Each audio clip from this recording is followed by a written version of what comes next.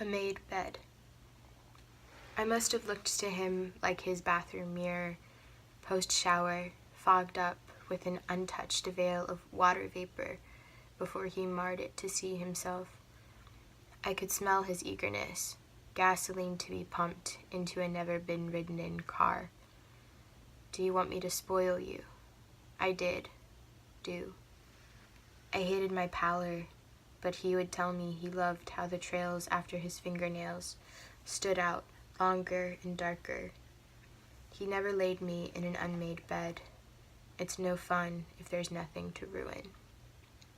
So this one is about this idea of wanting to be corrupted, or wanting to be, of having innocence, being innocent, whether that means like being a virgin or just being unexperienced in a romantic or sexual context, and wanting someone to come along and take that innocence from you, to corrupt you in a certain way. Again, in this situation, I was thinking mainly sexual, but could be taken in another way. So it was about that, but then also thinking about it from the perspective of the guy and the sort of phenomenon of guys being attracted to innocence because of the potential for corruption there. This was partly inspired by me reading a short story called The Bloody Chamber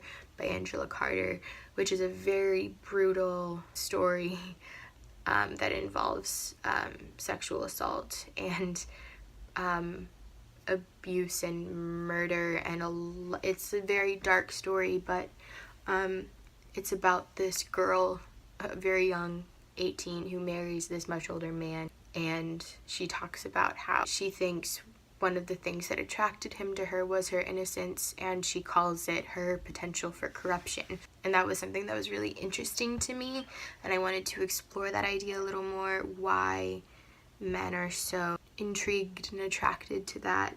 And so the image, the beginning image in the first stanza, I must have looked at him like his bathroom mirror, post-shower, fogged up with an untouched veil of water vapor before he marred it to see himself.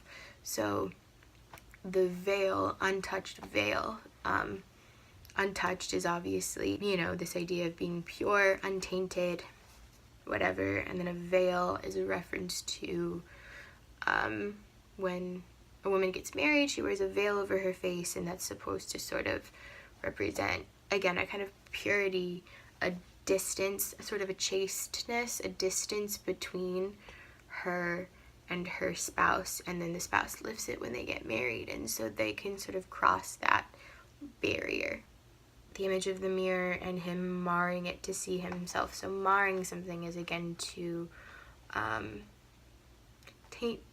taint something, or to dirty it, corrupt it. So I was thinking about this idea, like why men like women who are so innocent and virginal and uncorrupted, and I think part of it is like that they see that woman as sort of a blank slate that they can sort of create, manipulate maybe into like something that resembles themselves. So I think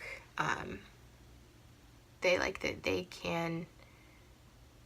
see that woman as a blank canvas, so they can sort of mold her into whatever they want her to be. So they can, like, if she's never had sex, then she could potentially enjoy anything because she doesn't have any previous experience to inform her tastes. So again, all the rest of the images are just speaking to that. I could smell his eagerness, gasoline to be pumped into a never-been-ridden-in car. So this idea of like the first time gasoline is being put into a car, like a brand new car, and the never been ridden in is an innuendo set as like sexual language. But yeah, so just this poem was sort of me exploring this idea because I've been with men before, back when I was very unexperienced, who I think liked me. I think in part, at least, because I was inexperienced and because I was so kind of innocent. So I just kind of wanted to write about that, to kind of explore that idea a little bit more. So that was what this one was about.